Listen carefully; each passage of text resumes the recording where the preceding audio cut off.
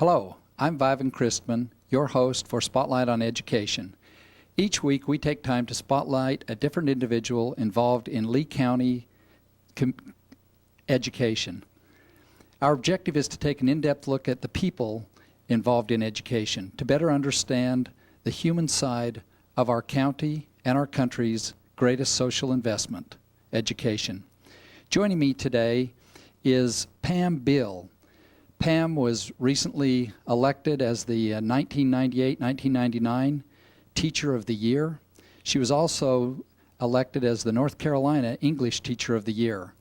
Pam teaches sophomore English at Lee County High School, Lee Senior High, excuse me, and we're in her classroom that is filled with very interesting artwork and a number of other things. Welcome. Thank you for joining us. Thank you very much. Well, it's a pleasure to be with you. I'm glad you could come to my classroom. It's very, very interesting. Yeah. I'd like to start by hearing a little bit about you. Tell us about your background, how maybe your childhood, how you happened to become attracted to a career in education. All right, are you ready for a long story? Yeah. Well, my parents certainly influenced me into becoming a teacher, so I want to give them credit right off.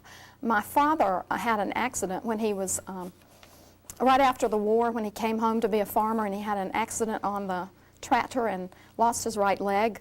And so in his recuperative time at home for several years, going through different surgeries, trying to save it, I was a baby. And he would lift me up, so my mother and he say, onto his stomach and teach me everything I know, so he says. He taught me my ABCs, my colors, told me stories, and so that was the beginning of it, I suppose. My mother and my maternal grandmother also loved storytelling and always helped us with our homework, and my maternal grandmother read every book I read from grade 1 on through, and then we would talk about it, and so she was a great influence. Wow. Another thing that I should say is I'm the oldest of 7 children, so I always say I'm a teacher by birthright, because you know, if you're the oldest of 7 children, you're doing teaching all the time. My 3rd grade teacher, Miss Compton, I will never forget, and I give her credit probably for my becoming an English teacher.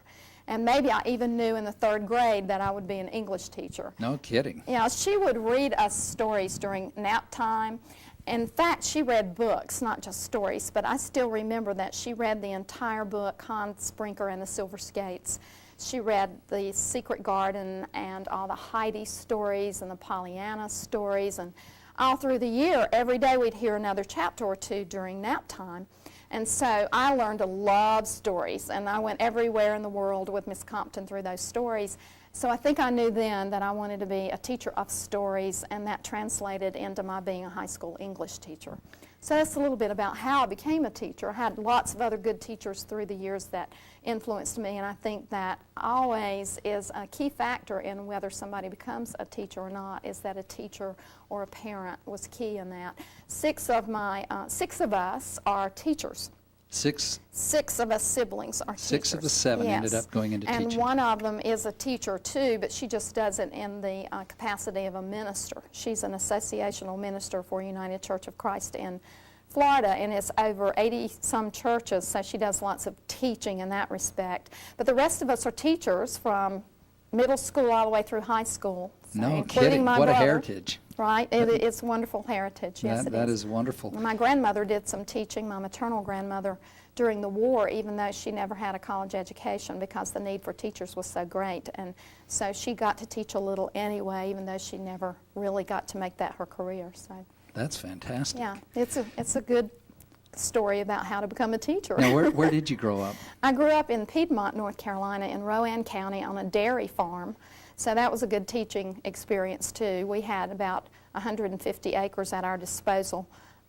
We often, now that we're all grown, talk about how we all survived, because we had playground of 150 acres, and you know, how we ever escaped being bitten by snakes and all. We just jumped over them, you know, instead of being frightened by them. But cotton fields and dairy farming, that was a real part of my heritage, and I think it made me the independent and strong person that I am today.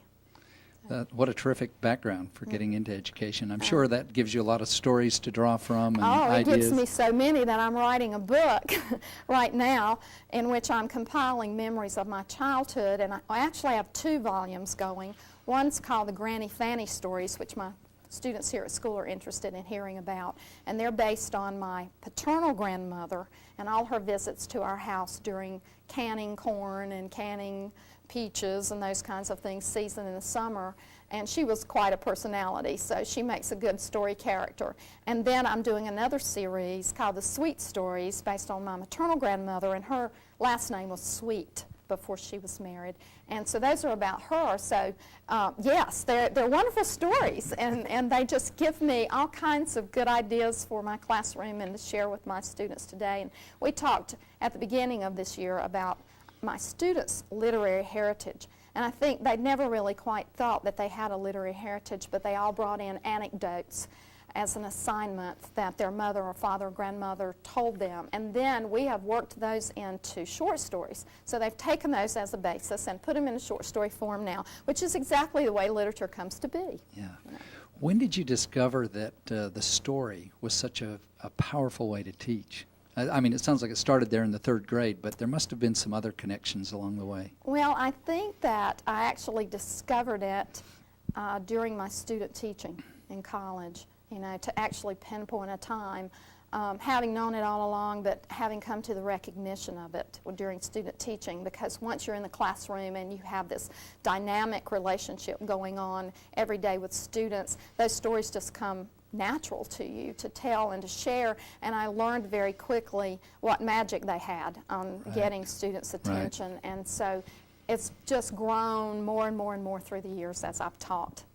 Yeah, it's powerful. I know in my own case, I was not a good student during all the years in the grades, but the teachers that I remember and the subjects that I remember are the ones that told stories. Oh, yes. And that's what always connected with me. So I've got to believe that it's got to be very powerful when you're using that as an everyday medium to... Well, you know, education, and especially I think opportunity in teaching literature, is based on human experience. It is human experience, and that's where human experience is. It's in our stories. So I love to tell them. I have students coming in every day saying, tell us another story today, Miss Bill, about something you did as a child or something you did in high school. And sometimes I, you know, try to work in a little glib of one of them anyway. But I like to try to get my students to understand the wealth of knowledge that they can find in reading the stories and how they connect to history and how they're so much a part of who people are in a cultural context as well. And a lot of them come into my class saying they don't like to read. They're not good readers. They don't want to read. So we work on that, you know, and say, yes, you know, this is good. This is so good. You know, you need to read this story. And we read a lot in my classroom out loud and just share, you know, why is this so important? You know, what does this character mean and how does he connect to you and what's the universal experience here? And I find that as the semester goes on, many students who didn't like to read now are reading and are carrying books into my classroom that aren't required, you know, and just finding a real joy in it. And so many of them become writers, which is marvelous to see. They write their own stories, and they're so excited about being published, which is another thing I need to talk about. I just got a grant to publish a volume of student writing, so my students this semester will all get to contribute a poem. It's actually a book of poetry to this publication, and we do it over the internet. So it's being fed to a New York company via internet, and by April 15 it will be complete, and then we will have a real book with a real cover and real binding, and the students are just really excited about that. What a powerful way to get kids interested in a subject that many of us, you know, probably found more boring than we should have. Well, yeah, I suppose some of them enter this classroom with the idea that English is a little boring, but they find out immediately on the first day that maybe even if they still perceive English as boring, the English classroom is not going to be boring, not with all the stories that we have to tell and share. Well, looking around your classroom there,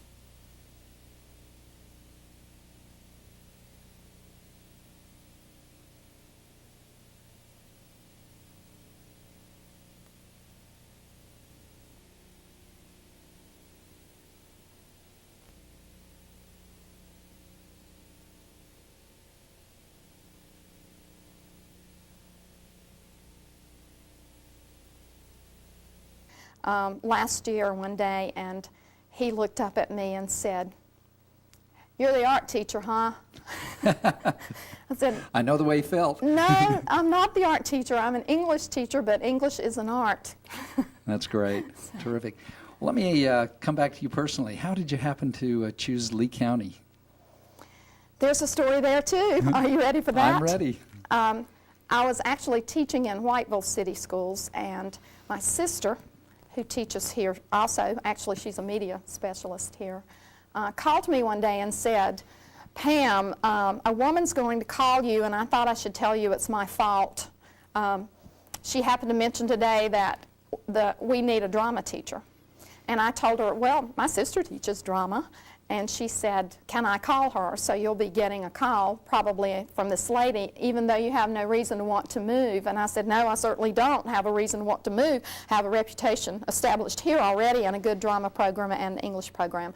But she called, and I thought, why not look at it? And so I came and looked at the situation, and here I am, 12 years later, having taught drama here for 6 years and then moving back into my first love, English, full-time. It's neat that that you chose this area. That you're here for no reason other than that you chose to come here and Right. contribute. We're going to pause for a moment and take a short break for a word from our sponsors. Let me also say that Spotlight on Education is sponsored by the Santa Lee Rotary Club. Putting service above self, the Santa Lee Rotary Club is committed to improving the communities we live in. Stay tuned. We'll be back in a few moments with more of Spotlight on Education. Welcome back to Spotlight on Education. I'm Vivan Cristman, your host. Joining me today is Pam Bill, the 1998-1999 Teacher of the Year and teacher of sophomore English at Lee Senior High. Welcome back. Thank you. Pam, we talked earlier about your background and how you happened to become involved in education and come here to Lee County. Mm-hmm. We'd be interested in hearing a little bit about your philosophies on teaching and education and how you try to bring that into the classroom and to reach your students. Okay, I can talk about that for a long time, longer than we have on air, I'm afraid. First of all, I believe that all students can learn. I believe, though, that students do not all learn in the same way, and that it's important to recognize that, and that there are different styles of learning and different ways that each of us connect to learning. So I try to touch on that in the ways that I integrate a lot of different activities into my classroom.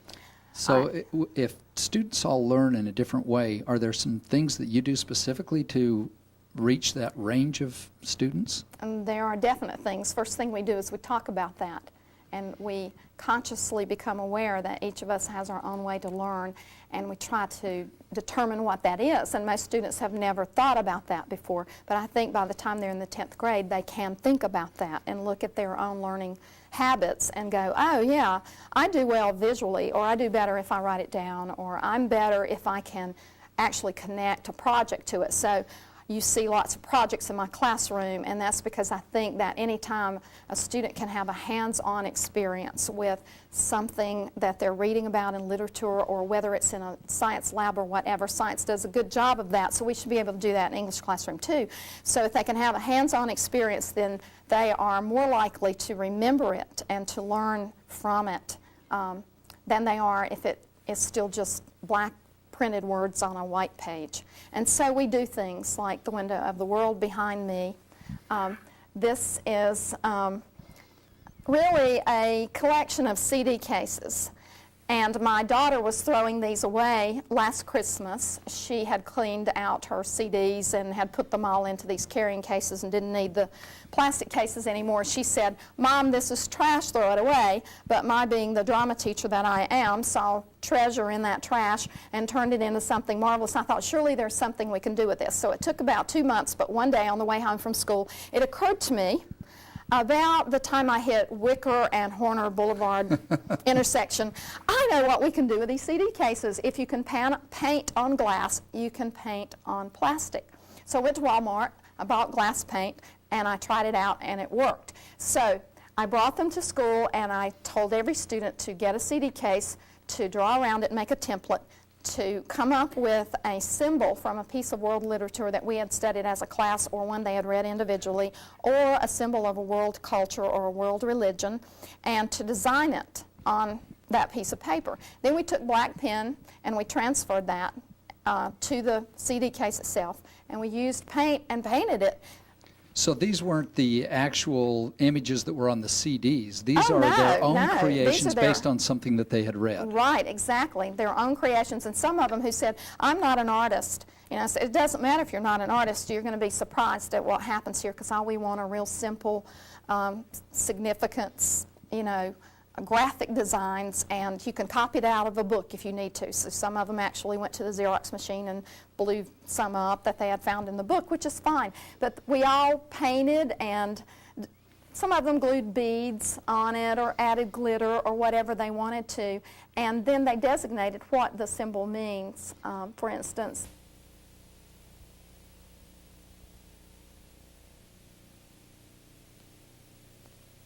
the Egyptian Sphinx, and here's Kokopelli.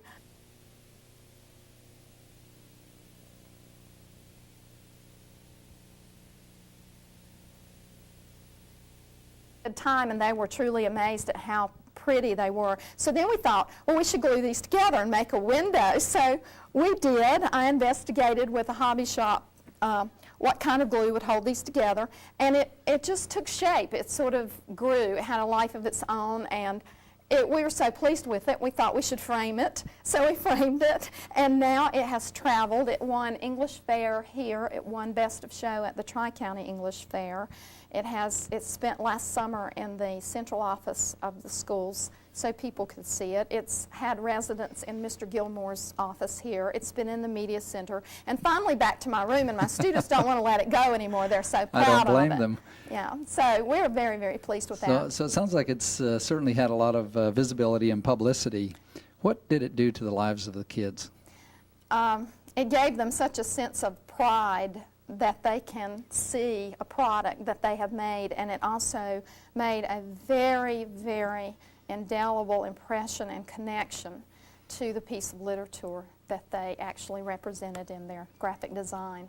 So they'll never forget it. They still come in here, because these were students from last year. They come in here now and point theirs out and say, that's mine, I did that one. No. What an incredible approach. I can understand that your students must be very excited about coming to this class. They're always asking, when's our next project? Or what are we going to do? We heard what last semester students did. What are we going to do? They want to be better than last year's. Oh, they want to do something to make sure they have their turns. Well, that's fantastic. Well, we'll be right back in a few moments. We're going to take a short break now for a word from our sponsors. Stay tuned, and we'll be back with more Spotlight on Education. Welcome back to Spotlight on Education. I'm Vivan Cristman. I'm joined today by Pam Bill, who's the sophomore English teacher at Lee Senior High. And we're holding a book that was a project of last semester's students in her class. We're going to let her tell us a little bit about this project and the way it touched the lives of her students. Okay, I'll be glad to do that. This is called Great Books, a Visual Anthology, and what happened was each student had read a different book for a research paper, and once they had their research papers done and understood the real lessons in the book, we did an artistic rendition of the books that they had read. So each person had a sheet of paper like this, and we dedicated it to the authors who inspired us, and decided to call our little publishing company Students Who Actually Read. So they actually read the books, and I know that for a fact. But each person then had to come up with a unifying device that represented the book and the lesson that it had to teach. And then they needed to find 4 or 5 concrete objects to represent the story and just paint this. So they got on their knees in the classroom and took this paper, and without any lines drawn, just picked up paintbrushes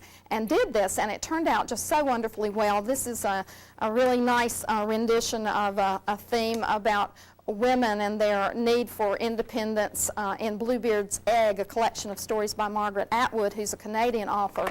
And this is one based on Tartuffe by Molière, an old French play, and the student who read this really enjoyed learning about that style of slapstick drama and that time period in French history.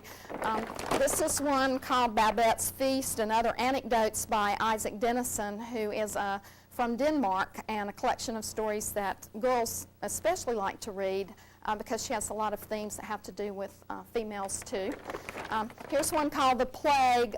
Students always love to read Albert Camus, and they're fascinated, you know, with those gory stories about the bubonic plague and what it did to people, and so here's one representation of that. And I could go through this whole book. Here's one Day in the Life of Ivan Denisovich by Solzhenitsyn, the Russian author who spent 18 years of his life in America, and the students are real interested to know that he had to escape for political freedom to America. And so it's a marvelous collection. Every student I taught has one in here, and they said they had such fun, and they connected even more with their books, and they'll never forget their books because of this project. They'll always remember what they did, and they said they felt like kindergarten students again. And I think that's wonderful, because I think that one thing that happens to students throughout our educational system is they lose that excitement and enthusiasm that they had when they first entered school.